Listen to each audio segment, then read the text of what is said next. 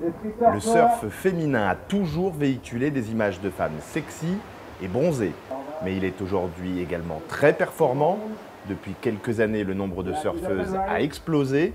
La concurrence augmente donc entre les sportives. Résultat, le niveau en compétition se rapproche peu à peu de celui des garçons. Mais on reproche encore trop souvent aux athlètes de jouer de leur corps pour s'attirer l'attrait des médias. Moi, je pense que ça fait partie du jeu, du moment où on n'oublie pas que d'abord, on est des athlètes et en fait, il faut qu'on se focalise sur notre performance sportive plutôt que sur nos corps. Mais bien sûr, il faut savoir jouer des deux parce que le surf féminin, on fait vendre des maillots et ça fait rêver. Et c'est aussi pour ça que voilà, on intéresse les médias et qu'il y a beaucoup plus de monde et de filles qui se mettent à surfer. Les entreprises qui gravitent autour du surf voient dans la progression de ce sport de nouveaux débouchés grâce à ces ambassadrices de charme. Et il n'est plus uniquement question de maillots de bain ou de produits de beauté. Nous, aujourd'hui, on est une marque qui vient du sport. Smith, c'est une marque sportive. Donc on a aussi le côté un petit peu féminin, c'est sûr.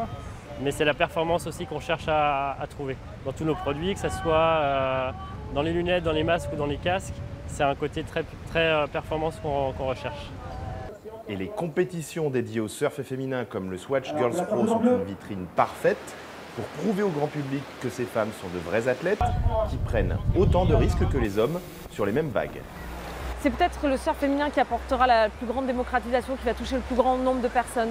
Alors que le surf masculin est peut-être plus dans une notion de performance et de championnat du monde, de points. Le surf féminin a la double identité, l'aspect rêve et l'aspect performance. Si la manière d'appréhender le surf féminin a changé, il n'en reste pas moins difficile aujourd'hui pour une surfeuse de vivre de son sport. Les contrats de sponsoring sont moins nombreux et les primes versées aux vainqueurs dans les compétitions sont en moyenne 5 fois inférieures à celles des hommes.